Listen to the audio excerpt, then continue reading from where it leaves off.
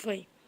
Olá pessoal, boa tarde. Eu sou Moima Báfica, formada em Língua Portuguesa pelo Instituto Federal do Espírito Santo, graduanda em Pedagogia pela Unifax e cursando o curso de especialização em Diversidade e Educação pela UFRB, no Diversifica. Estou aqui para falar um pouco sobre o que aprendemos durante esse primeiro módulo do curso de Inclusão e Diversidade na Educação, começando pela Introdução e Estudos EAD, ministrada pelo professor Eniel do Espírito Santo, lá em novembro, no comecinho da pós-graduação. O professor Eniel trouxe para a gente um pouco das aulas síncronas com webconferências, onde ele tratava a questão do cyberespaço, de como usar adequadamente o cyberespaço, de como não ofender o outro no cyberespaço, a escolha das palavras, o que trabalhar nesse ambiente. Depois disso passamos para o relatório antiplágio, que é um dos pontos mais marcantes da atualidade, levando-se em consideração ao enorme número de trabalhos plagiados pelo acesso facilitado que a internet nos dá. Ele nos trouxe como estudar e aprender no estudo EAD, partindo do princípio que nós somos os gestores da nossa educação. Somos nós os responsáveis pelo que aprendemos ou deixamos de aprender a partir do momento que nós participamos, que nós nos incluímos num curso de educação à distância. Ele trabalhou com a etiqueta, a educação na ótica do discente, como o discente se vê no curso EAD, o que para ele é importante ou não no curso EAD. E criamos um glossário, a partir de diversas palavras que a maioria das pessoas não tem acesso, e a partir disso a gente conseguiu se adaptar ou se adequar mais ou menos ao que ele queria no espaço EAD, e o uso do espaço virtual, como trabalhar de forma dinâmica o espaço virtual. A segunda disciplina foi Educação e Pensamento Decolonial e Interculturalidade, com a professora Tássia Regina. Essa disciplina foi uma disciplina onde a gente mergulhou de verdade na proposta do curso. Começamos falando sobre o que é colonialidade, como nós não nos percebemos colonizados ainda depois de 5 séculos de colonização, ainda não nos percebemos ainda como colonizados, como se a gente vai conseguir se apartar dessa colonialidade. A primeira atividade que ela nos passou foi para citarmos os heróis, o que a gente entendia por herói e quais são os heróis que viam na nossa cabeça. Depois ela trouxe a modernidade a partir da colonialidade, como que o mundo moderno ainda pode ser colonializado, como ainda não nos enxergamos colonializados. E a segunda atividade, Nós e os Outros, trazia exatamente, trazia a primeira atividade, que era sobre os heróis. Ela falava como, ela pedia para a gente verificar como na atividade dos heróis a gente encontrava uma quantidade muito grande de citações de heróis homens e a pouca citação de heróis de heroínas, porque as mulheres elas não figuram na história como grandes heroínas, foram poucos os nomes citados. E como a gente não enxerga ainda na figura negra o herói, a maioria dos homens citados a maioria dos heróis citados eram homens brancos e o negro ele apareceu pouquíssimas vezes. E ainda num curso que fala sobre diversidade e educação. E isso foi uma coisa que ficou bem marcada. Depois ela nos trouxe a diversidade, como ela está presente no nosso dia a dia, como a gente aborda essa diversidade no nosso dia a dia e, no caso de nós professores, na sala de aula. E a teoria da pós-colonialidade, como a gente se enxerga nessa pós-colonialidade, o que ela traz para a gente, o que a gente pode aplicar a partir dela. A terceira semana, a gente foi de encontro a 2 novos conceitos, o de multiculturalidade e de interculturalidade. E o de interculturalidade. Quais são essas diferenças, como está presente no nosso cotidiano, como ela permeia o nosso cotidiano, como a gente enxerga essa multiculturalidade. Ela realmente é praticada? Ela realmente é respeitada no nosso cotidiano, no nosso dia a dia? E o cotidiano, e essa diferença, como ela se faz no espaço escolar, no chão da escola. Essa diferença, essa interculturalidade. O professor tem acesso a isso, o professor tem acesso a esses conceitos, ele aplica esse conceito no espaço escolar, tem surtido algum efeito?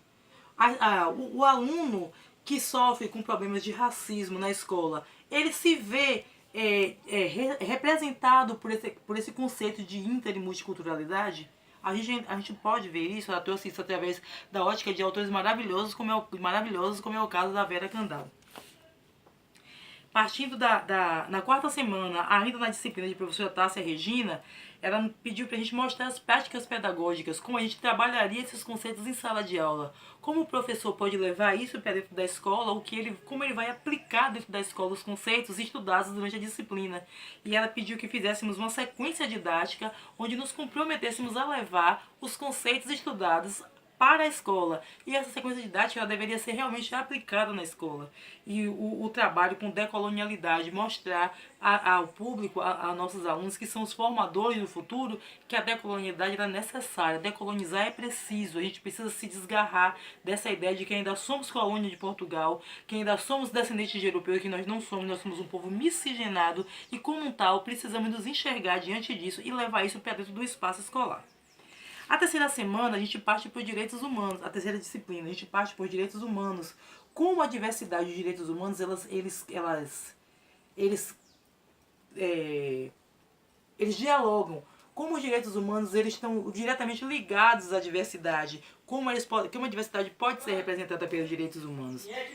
A partir disso, a professora que ministrava isso é a professora Simone Brandão.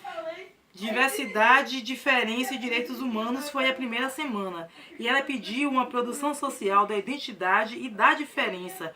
Como a gente pode fazer, como a gente pode representar no meu aluno com problema de identidade, que ele, apesar de ser diferente, ele se enxergar diferente naquele espaço, ele faz parte, ele compõe o espaço escolar. E como os direitos humanos, eles trabalham isso dentro dessa diversidade. Para isso, ela trouxe o filme O Céu no Andar de Baixo, que mostrava a diferença de como uma pessoa conseguia perceber a diferença no andar de baixo, já que a pessoa que ali habitava não era uma pessoa totalmente... a pessoa não se enquadrava nos padrões ditos normais da sociedade. A próxima semana, nessa semana, a atividade foi discutir os conceitos de diversidade e direitos humanos. Na segunda semana, diversidade e diferença no campo do gênero e da sexualidade. Dois campos extremamente, como eu vou falar, são dois pontos difíceis de se tocar, já que gênero, diversidade e sexualidade são assuntos que são... como é que eu vou dizer, não são sensíveis, mas assuntos que são polêmicos. Ainda depois de tantos séculos percorridos, falar de gênero, sexualidade e diversidade ainda é bastante polêmico. Ela pediu pra gente pensar, trouxe texto que nos levasse a pensar a importância de conhecer e respeitar as diferenças, valorizando a diversidade, não normalizando o indivíduo, respeitando o que cada um traz de si, como se põe na sociedade, como a sociedade enxerga, a sociedade monta, a sociedade traz esse indivíduo. A próxima atividade foi exatamente para refletir sobre essa diversidade de direitos humanos a partir do gênero e da sexualidade. Como a atualidade tem refletido sobre isso? Como a atualidade tem trazido essa à tona a questão da sexualidade, respeitando o que o outro quer, respeitando o princípio do outro ter o direito de escolher. Isso está sendo levado para o chão da escola, a escola tem abarcado essa camada da população, a gente pode trazer as questões bem atuais, como o direito ao nome social. A escola respeita a escolha de um nome social, esse foi mais um ponto.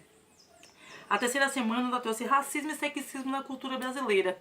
Outro ponto difícil de se tocar, já que o povo brasileiro não se auto-reconhece racista, mas sim, é racista, muito racista, e esse racismo ele é camuflado em atitudes, em vocabulários, em pequenas palavras, em pequenos gestos. E a escola, o que tem feito para acabar, para dirimir essas questões de racismo e sexismo? Enfim, o último ponto tratado nessa disciplina, tratado nessa semana, foi o racismo estrutural. Como esse racismo ele se coloca na sociedade brasileira e como não enxergamos o racismo na sociedade brasileira como racismo. Como a gente tem sempre buscado desculpas para não esconder, mas para camuflar esse problema grave da sociedade que nós não sabemos, não temos buscamos tratar, mas não tem surtido um efeito como deveria ser. A verdade, o sentimento que eu, enquanto aluna, tenho é que quanto mais se discute esse assunto, mais ele vem à tona. Talvez a questão seja a forma como ele está sendo enxergado a partir das discussões dentro da escola. Na quarta semana da disciplina, nós tratamos sobre as relações de poder no contexto escolar e os marcadores sociais. Como o currículo estranha essas relações de poder que vem decorrendo na nossa sociedade já há 5 séculos, como nós, com essa visão de colonizados ainda, deixamos que as relações de poder sejam marcadas por uma classe específica, como nós enxergamos dentro das medidas tomadas para dirimir essas relações de poder, como a questão das cotas, como nós enxergamos as cotas mais como uma questão de esmola do que de retratação social de todo um processo a partir da escravização dos africanos trazidos à força para o Brasil. Como isso veio se mostrando. E ela pediu que a gente encerrasse a disciplina com um projeto de intervenção sobre os temas abordados e que aplicássemos de verdade esse projeto na nossa escola, e assim foi feito. A quarta e última disciplina do módulo foi Promoção do Sucesso Educativo, ministrada pela professora Luciana Laide, e ela já começa a disciplina pedindo que entrevistássemos pais, alunos, gestores, coordenadores nas escolas, e que pedíssemos para ele que eles nos mostrasse, a partir da ótica de cada um, como eles enxergam o sucesso educativo dentro da escola, como esse sucesso educativo ele pode realmente ser de sucesso ou não, o que podemos tirar de proveitoso desse conceito de sucesso educativo. Assim, essa disciplina foi assim uma curta, porém muito extensa, porque as atividades elas foram bem dinâmicas, mas bem densas. A primeira semana partimos das disciplinas e da análise da fala de cada um dos gestores. A segunda semana, a cada semana, a gente analisava um quesito pedido por ela, e na última semana ela pediu que construíssemos um plano de ação a partir da ótica das entrevistas e a partir dos professores com que trabalhássemos nas escolas. E isso foi feito. O meu plano de ação, ele tratava da questão antirracista dentro da escola, e ele veio dividido em 2 pontos. O primeiro ponto era uma formação de professores, já que eles são os formadores da opinião, mesmo a gente lidando contra, a partir do projeto de escola sem partido, mas infelizmente ou felizmente o professor ele tem esse potencial de formador de opinião. É ele que vai trabalhar a questão de inculcar a dúvida na cabeça do aluno e parte do professor, então, levar para o aluno essa necessidade dessa educação antirracista. Então, o meu plano de ação foi dividido em 2 pontos. O primeiro ponto era a formação do professor a partir de leituras, de teóricos, de práticas que incutissem no chão da escola de verdade a educação antirracista. A outra parte do meu plano de ação trazia o aluno como foco. Eu trabalhei os quesitos que eu trouxe da formação de professores, inculquei no meu aluno. Agora eu vou realmente aplicar esse trabalho.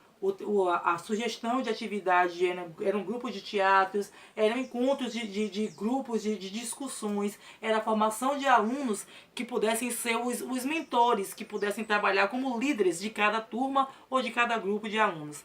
E esse plano de ação, ele fecha assim o módulo, trazendo para o chão da escola de verdade todo o conteúdo trabalhado durante o primeiro semestre do curso de Inclusão, Diversidade e Educação da UFRB. Boa tarde. Quanto tempo deu?